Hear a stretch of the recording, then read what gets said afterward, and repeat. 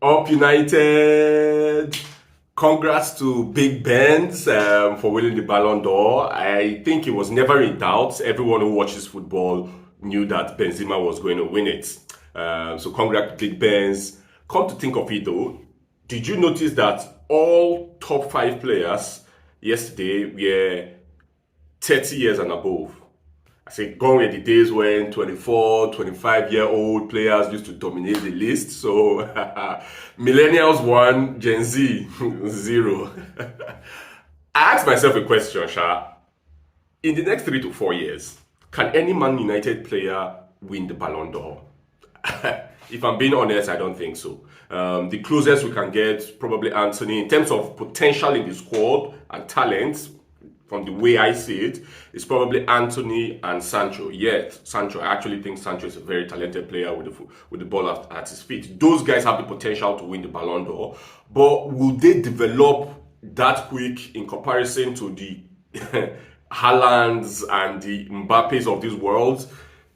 It will be difficult to compare. So I honestly don't think any United player can win that Ballon d'Or in the next 3 to 4 years. Let's focus on first playing good and attractive football. But one thing I think we can be doing is looking at Germany to scout new talents, young upcoming talent. If you noticed, from the Young Player of the Year, the Golden Boy Award, the top 10, 6 of them currently play in Germany. If a country is producing 60% of the most talented young footballers in the world, it should tell your scouting department that we should be going there to look at some of the most talented footballers in the world and recruiting them if we want to build a team around youth. It's a no-brainer. I think over the last few days, we heard that our scout was in Italy at AC Milan scouting Rafael Leao, I think among other players. It makes no sense why a United will be going for a Rafael Leao. Come on, over the past 3 seasons, we've spent close to 170, 180 million on wingers, Sancho and Anthony, and then we'll go and buy another winger when we obviously need a centre forward. It makes no sense, so I honestly do not think that will be the case. In January or during the summer, we should be looking to bring in a striker. I know that Man United's focus has always been summer, but this January might be different because it will be coming off the back of a World Cup. Some kind of opportunities could just become available. Things you did not think would be possible before, but based on maybe World Cup performances, contract situations, some players could just become available and it could be a steal. So I think I was listening to Fabrizio Romano speaking recently, and he was like, yes, United is focused on the summer, but Ten Hag wants us to keep our options open just in case an opportunity arrives in January. Also speaking on the Ballon d'Or list, Ronaldo at 20, we had two players, Ronaldo and Casemiro. So I can't even count Casemiro because his performances were not for us. Ronaldo's performances were for United. I think he could have been higher up the list. I, for one, did not think Dusan Vlahovic had a better season than Ronaldo. It's debatable Luis Diaz because Ronaldo performed, he banged in goals in a team that was bang average. So I think that performance was better than maybe a couple of people who were ahead of him on the list. But kudos to Ronaldo. I'd also noticed that Messi was not on the list. The 30-man short list. Man, football has come to the end of an era. I think it's time we accept it.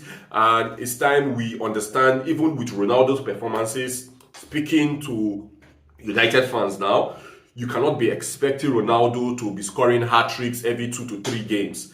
He's not the same player that he used to be. He thrives on service now. Like I always say, Ronaldo at this stage of his career should be carried by a team, the icing on the cake. United basically create no chances for him, and then we expect him to perform magic. He's not a magician. He's a talented finisher, one of the best, if not the best, that the game has ever seen. But he's not a magician, especially at this age. Brings me to what happened against Newcastle. A lot of fans are slagging Ronaldo that the draw is somehow his fault. He messed up. He did not get service. I actually think Ten Hag should not have substituted him because we are looking for a goal and we are going to be playing crosses into the box. Who else is better than Ronaldo at finishing those crosses? See the chance Rashford had at the end of the game. I bet you 90% of the time Ronaldo buries that chance. In fact, 100%, I dare say Ronaldo buries that chance. He wasn't on the pitch. So yeah, I do think that was a bit of a mistake. He's our best central striker we have currently. If only the players around him can contribute to him scoring. I think Anthony might be doing it too much because there were a lot of times against Newcastle he was trying to look for Ronaldo when it would have been better if he ran with the ball or made another pass. So maybe that anxiety also has to calm down in a couple of the players.